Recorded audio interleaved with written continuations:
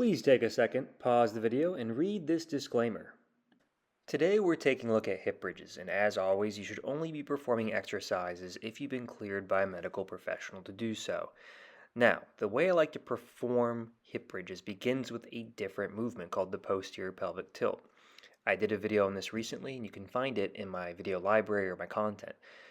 Now, the posterior pelvic tilt begins with me pushing my low back down and into the ground and rotating my hips up and towards my belly button or up and toward my chest.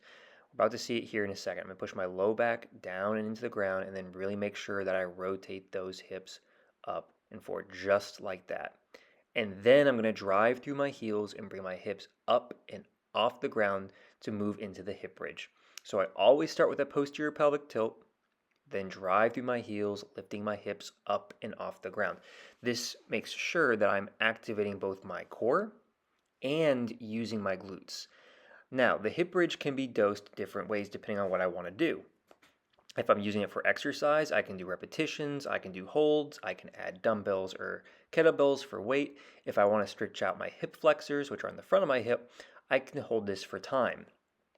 And this is because the longer that I hold this pose, the more I activate my glutes and my hip extensors, to which my brain sends a signal to my hip flexors saying, hey, you need to relax, let these other muscles do their work.